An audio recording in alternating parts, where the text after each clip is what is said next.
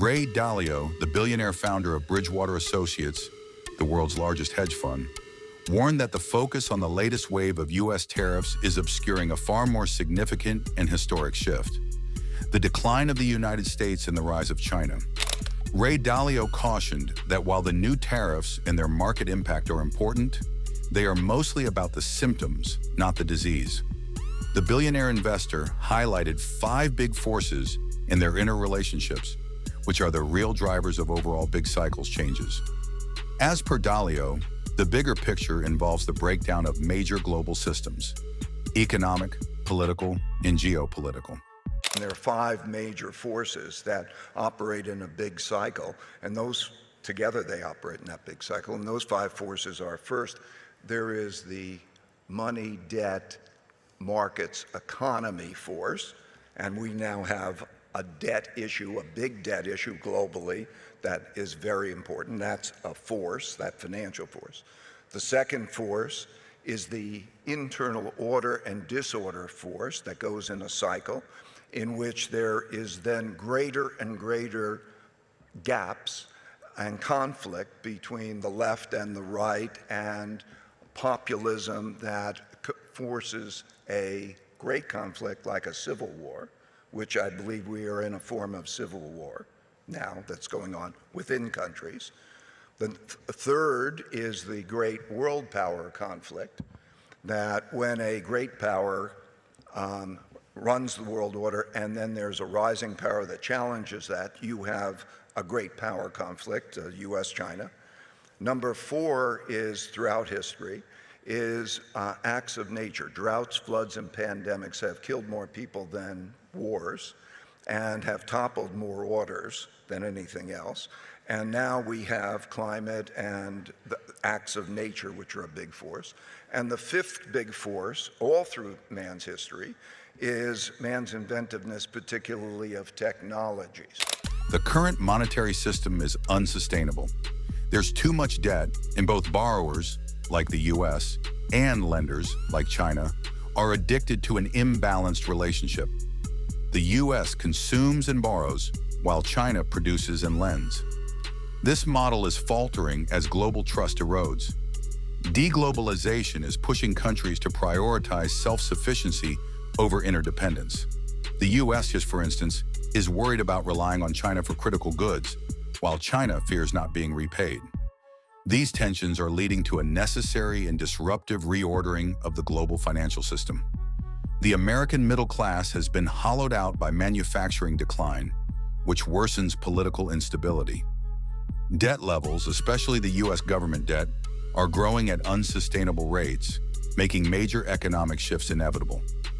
Domestically, vast gaps in wealth, education, and opportunity are creating deep political divides. The rise of populism on both the right and left reflects growing disillusionment. Political systems are failing to solve these problems, and compromise, the cornerstone of democracy, is disappearing. Historically, such conditions have led to the erosion of democratic norms and the rise of authoritarian leadership. These political fractures are further inflamed by economic distress. The unipolar world led by the US is ending.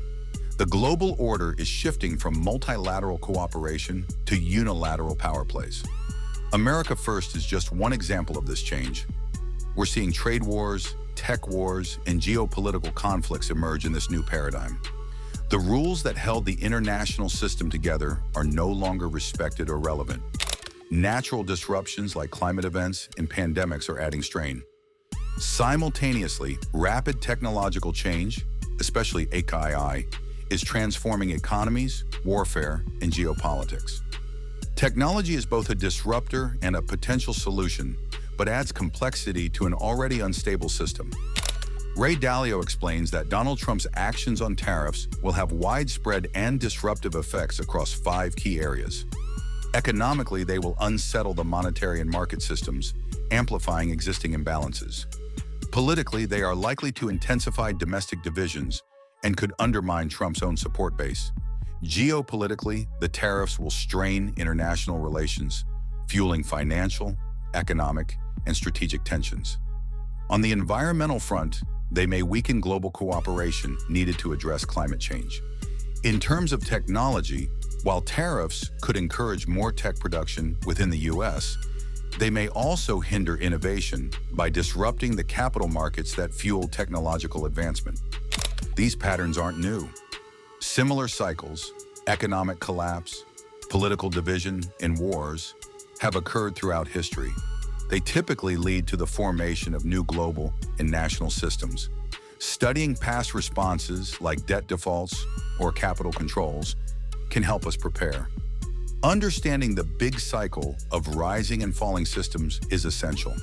Despite the immediate focus on trade policy, Dalio urged investors and policymakers to consider the bigger forces shaping the world.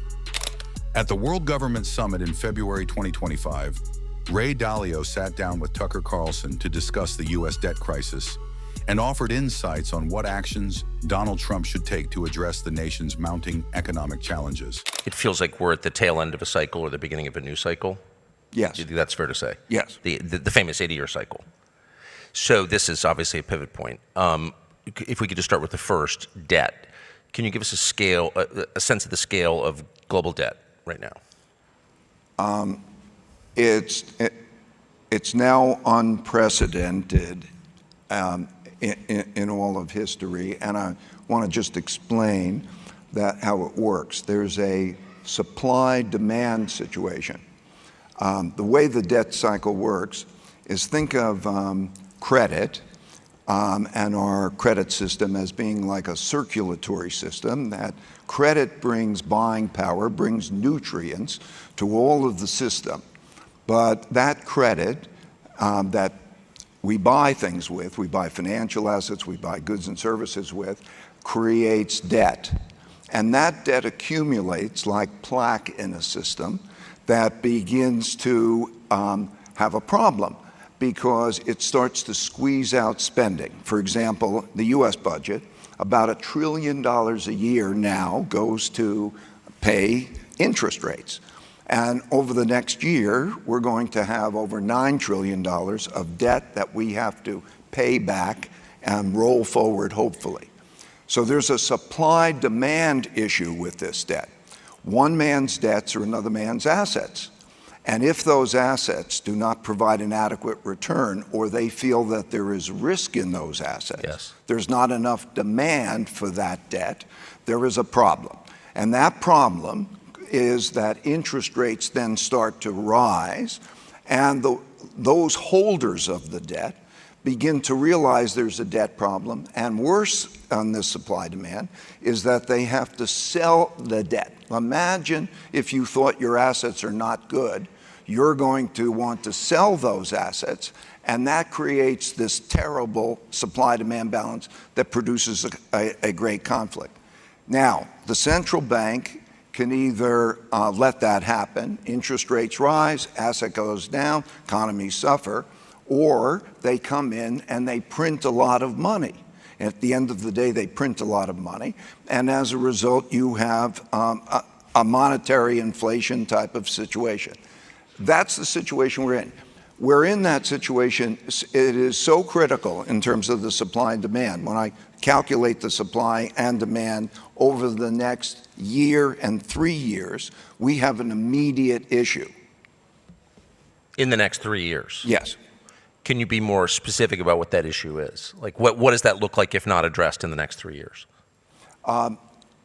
It looks like the holders of the debt and the buyers of the debt will not buy enough to meet the supply, and as a result, interest rates will rise. As those interest rates rise, that has an effect, of course, on the economy and so on, but it begins real problems, particularly when asset prices are now fairly expensive, and so you have that dynamic taking place. The central bank then is put into a position, does it print money and buy that shortfall? And when it does that, then there is the depreciation of the value of money that produces a monetary inflation.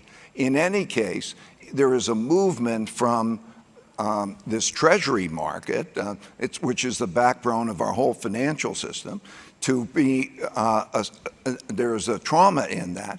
And then that affects all markets. And then money as a storehold of wealth as we know it is in jeopardy, is not in jeopardy, it's depreciated. So there's an issue of debt is money, money is debt.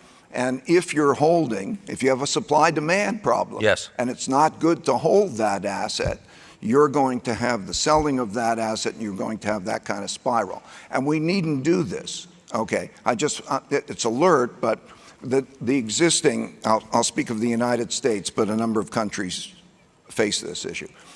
The United States will run a deficit of about 7.5% of GDP if the Trump tax cuts are continued, which I expect. And that deficit needs to be cut to 3% of GDP, must be cut to 3% of GDP. All policymakers and the president should have a pledge to get it to 3% of GDP, because otherwise we're likely to have a problem. And that can be done.